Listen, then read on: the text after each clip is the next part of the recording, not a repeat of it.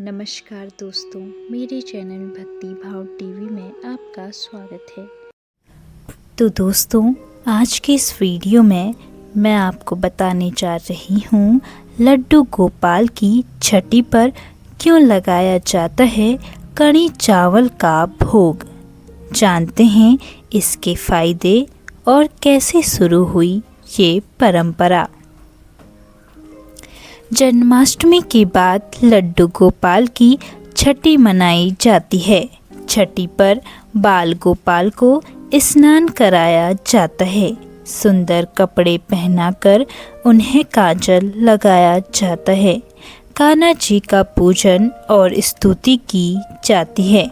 इसके साथ ही छठी पर कान्हा जी को कड़ी चावल का भोग लगाना अनिवार्य होता है। ऐसे में आइए जानते हैं छठी पर लड्डू गोपाल को कड़ी चावल का भोग क्यों लगाया जाता है। साथ ही जानते हैं ये परंपरा कब शुरू हुई थी।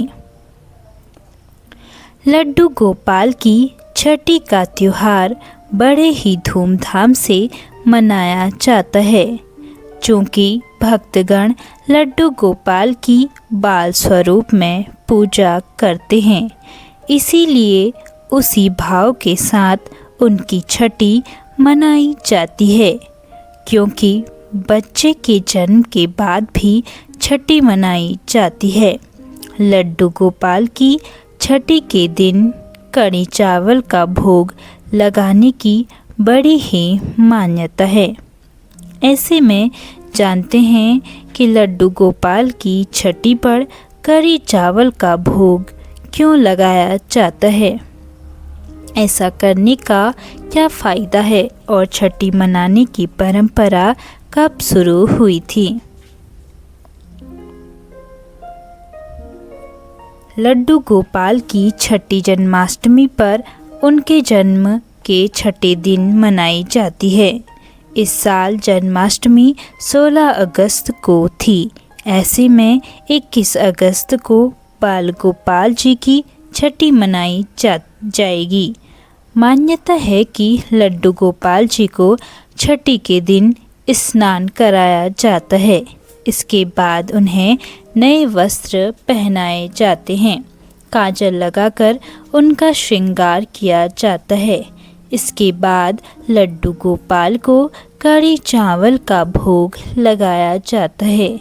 इसके अलावा कान्हा जी को मक्खन, मिश्री, पेड़े आदि का भी भोग लगा सकते हैं, लेकिन छठी के दिन कड़ी चावल का भोग लगाना जरूरी होता है।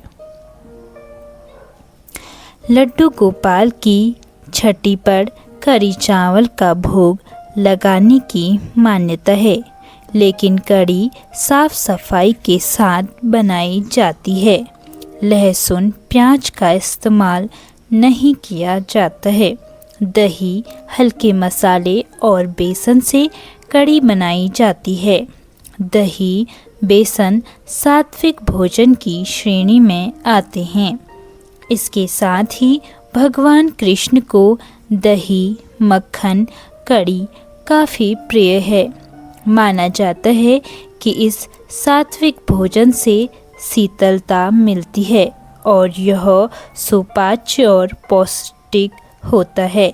ऐसे में बाल स्वरूप लड्डू गोपाल को इसी भोजन का भोग कराया जाता है। माना जाता है कि छठी के दिन ही भगवान बच्चे का भाग्य लिखते हैं, जो कि हिंदू धर्म में बच्चे के जन्म के बाद छठी मनाने की परंपरा है। तो देश के कई हिस्सों में छठी मनाई जाती है। क्षेत्रीयता के आधार पर छठी मनाने के रीति रिवाजों में थोड़ा बदलाव हो सकता है, लेकिन मुख्य तौर पर छठी पर अधिक से अधिक भोजन बनाए जाते हैं। इनका भगवान को भोग लगाने के बाद नवजात बच्चे की मां को सभी भोजन का स्वाद कराया जाता है।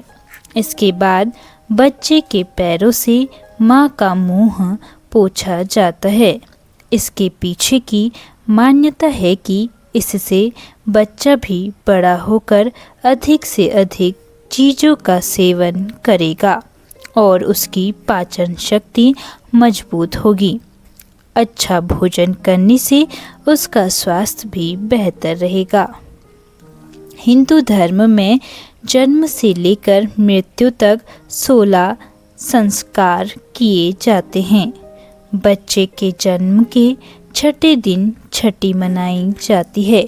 वहीं कहीं कहीं बरही मनाई जाती है। माना जाता है कि छठी मनाने की शुरुआत त्रेता युग में भगवान राम के जन्म से हुई है।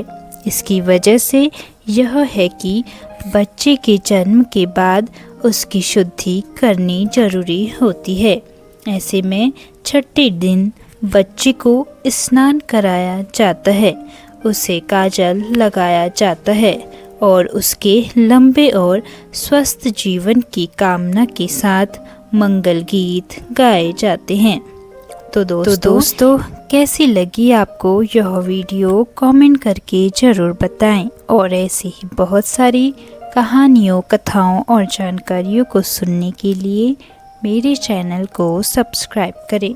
और आप इस वीडियो को कहां से देख रहे हैं कमेंट बॉक्स में ज़रूर लिखें। धन्यवाद।